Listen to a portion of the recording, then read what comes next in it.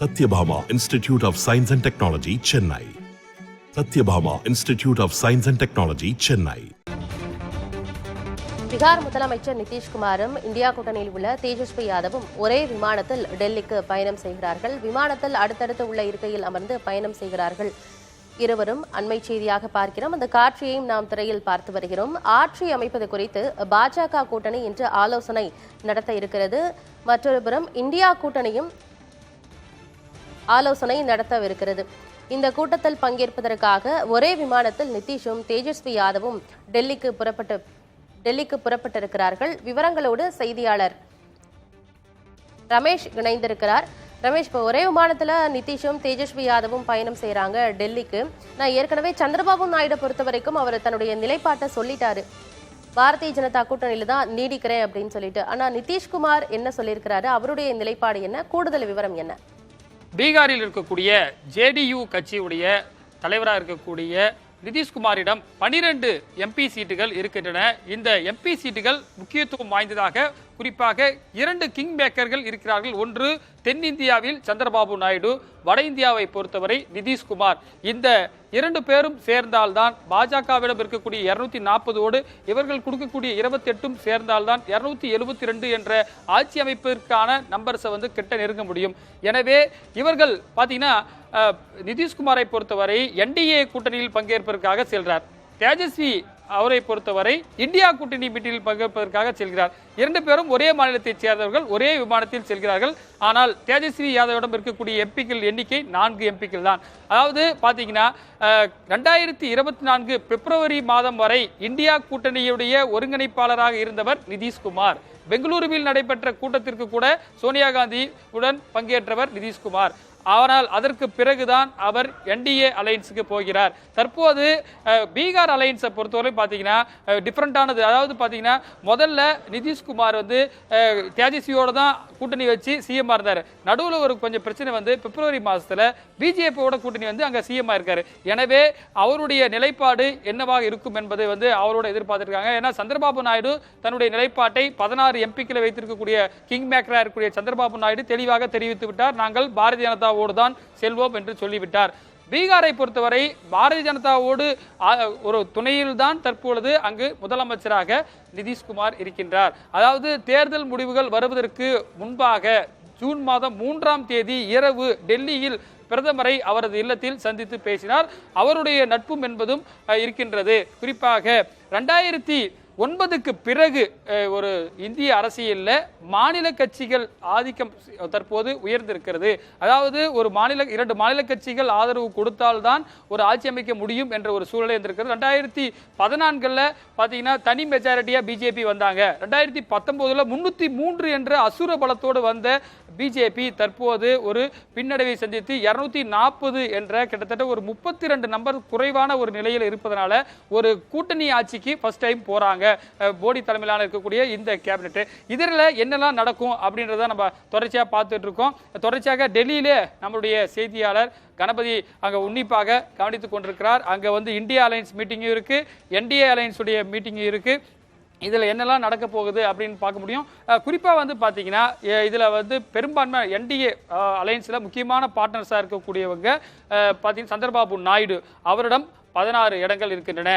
நிதிஷ்குமார் கட்சியிடம் 12 இடங்கள் இருக்க. இவங்க 2 பேருமே 28 நம்பர் கொடுத்துறாங்க. அது மட்டும் இல்லாமல் மகாராஷ்டிராவில் தற்போதைய முதலமைச்சராக சிண்டேவுடைய சேனா கட்சியில கிட்டத்தட்ட ஒரு 7 நம்பர் இருக்காங்க. அதே போல பீகார்ல லோக் ஜனசக்தி ராம்விலாஸ் பாஸ்வான் மறைந்த அவருடைய கட்சியில ஒரு 5 சீட்ஸ் இருக்காங்க. எனவே அவர்களுக்கு ஒரு நம்பர் 293 என்ற அலையன்ஸுக்கு பார்த்தீங்கன்னா நல்ல நம்பர் இருக்கு. இருந்தாலும் காங்கிரஸ் சைட்லையும் கொஞ்சம் நெருங்கிட்டாங்க. அதாவது ஃபர்ஸ்ட் டைமா காங்கிரஸ் 100 சீட்டை நெருங்கியிருக்காங்க. அதாவது 15 வருஷத்துல பார்த்தீங்கன்னா கடந்த முறை 44. தற்போது நம்முடைய டெல்லி செய்தியாளர் கணபதி இணைந்திருக்கிறார். தற்போது கணபதி, ஒரே விமானத்தில் பீகார்ல இருந்து 2 தலைவர்கள் அங்கே டெல்லி நோக்கி வந்துட்டு இருக்காங்க. மற்றொரு புறம் திமுக உள்ளிட்ட அலையன்ஸ் இந்தியா அலையன்ஸ் மீட்டிங்கும் அங்கே ஈவினிங் நடக்க போது. டெல்லி சூழ்நிலை தற்போது எப்படி இருக்கின்றது?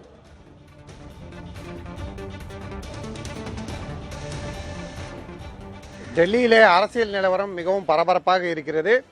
இந்த இருவரும் ஒரே விமானத்தில் பயணம் செய்தது, அதாவது பீகார் முதல்வர் நிதிஷ்குமார் மற்றும் ராஷ்டிரிய ஜனதா தளம் கட்சியின் தேஜஸ்வி யாதவ் 2 பேருமே ஒரே விமானத்தில் பயணம் செய்து டெல்லிக்கு வருவது பீகார் மாநிலம் அடுத்த அரசு அமைவதிலே எத்தகைய முக்கிய பங்கு வகிக்க போகிறது என்பதை காட்டும் விதமாக இருக்கிறது.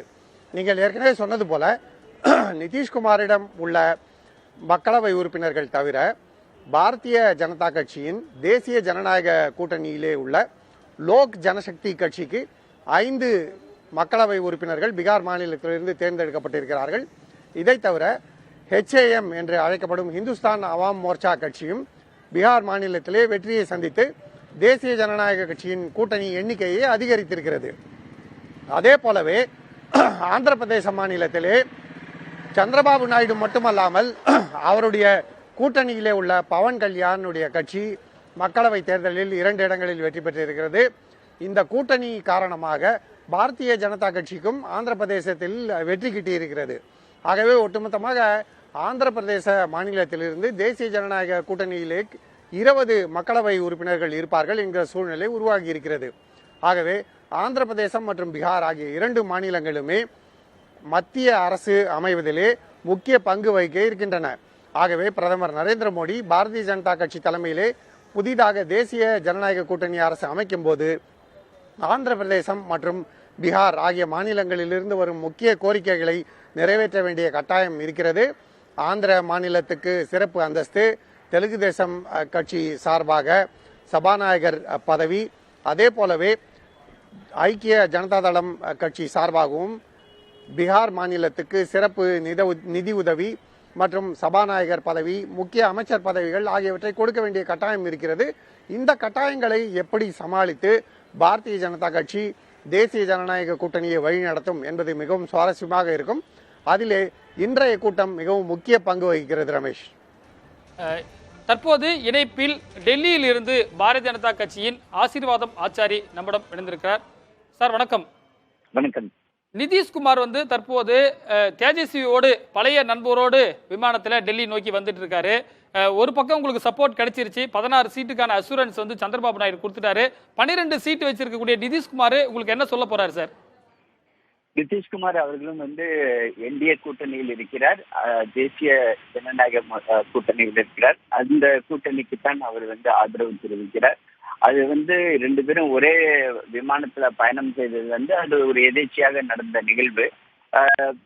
நிதிஷ்குமார் அவர்கள் பிரதமர் நரேந்திர மோடியோடு சேர்ந்து பரப்புரையில் ஈடுபட்டார். பீகாரில் அனைத்து தொகுதிகளுக்கும் அவர் சென்று பாஜக எங்கெல்லாம் போட்டியிடுகிறார்களோ அந்த அனைத்து தொகுதிகளிலும் அவர் பாஜக வேட்பாளர்களுக்காக ஓட்டு சேகரித்தார்.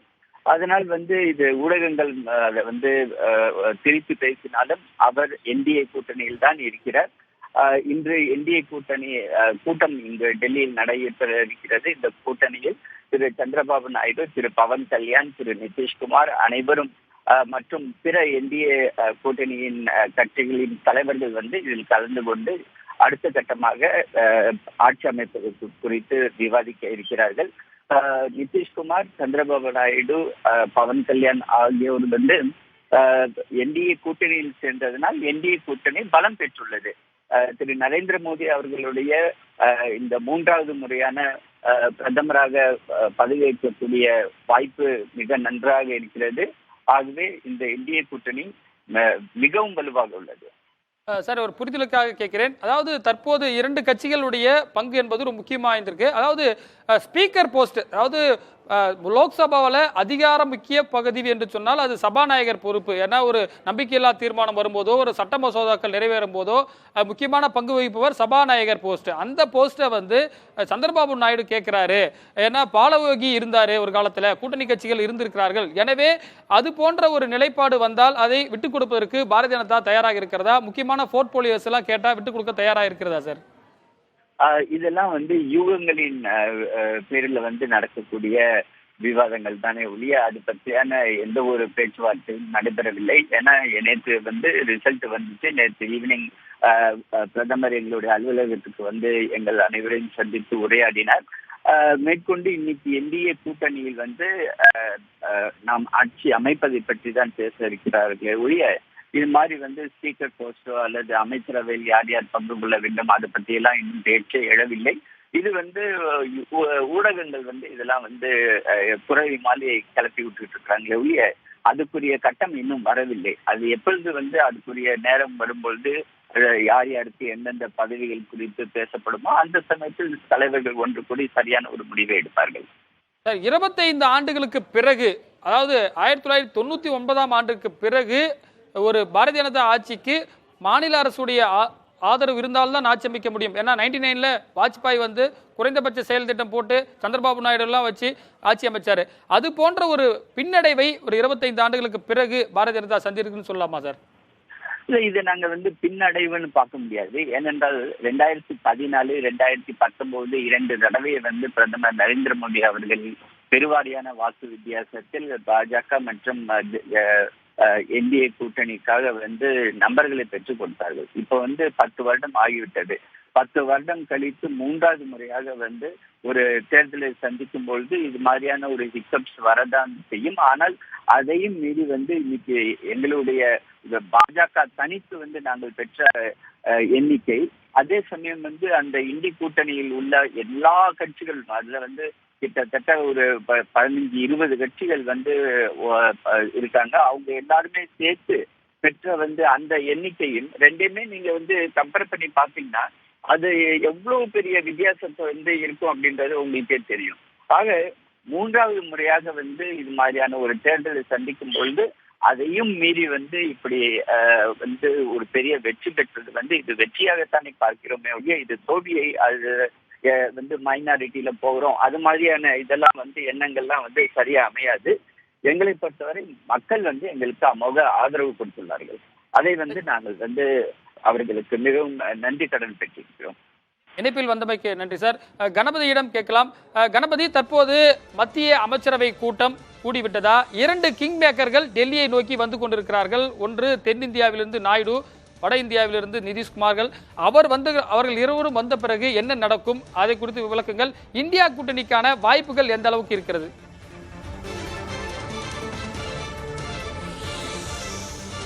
ரமேஷ், முதலிலே இன்றைய அமைச்சரவை கூட்டம் ஒரு சம்பிரதாயமான கூட்டமாக பார்க்கப்படுகிறது. ஏனென்றால் மக்களவை தேர்தல் முடிவுகள் வெளிவந்துவிட்டன.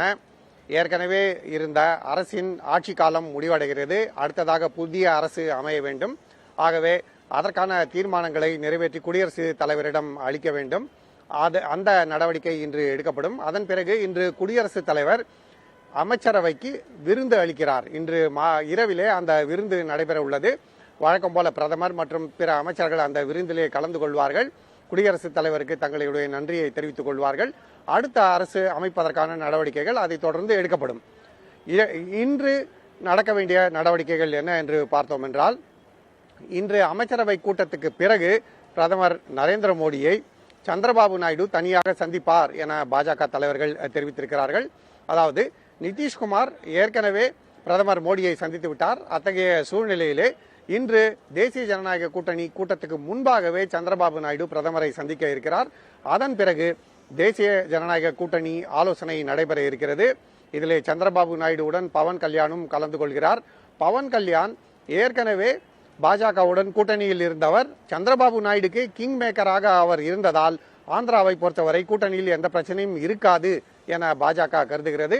அதே போலவே லோக் ஜனசக்தி கட்சியின் சிராக் பாஸ்வானும் இன்று ஆதரவு கடிதத்தை பிரதமர் நரேந்திர மோடிக்கு ஆதரவாக தேசிய ஜனநாயக கூட்டணி ஆலோசனையில் அளிப்பார் என எதிர்பார்க்கப்படுகிறது. சந்திரபாபு நாயுடு, நிதிஷ்குமார் ஆகியோருடைய ஆதரவுடன் பின்பு அடுத்த கட்ட நடவடிக்கையாக தேசிய ஜனநாயக கூட்டணி ஆட்சி அமைப்பதற்கு தங்களுக்கு உரிமை இருக்கிறது என குடியரசுத் தலைவரிடம் கடிதம் அளிப்பதற்கான வாய்ப்பு இருக்கிறது. ஆகவே பல்வேறு பரபரப்பான நடவடிக்கைகளை நாம் எதிர்பார்க்கலாம். ரமேஷ், நன்றி. Ganapathi. Sathyabama institute of science and technology, Chennai. Sathyabama institute of science and technology, Chennai.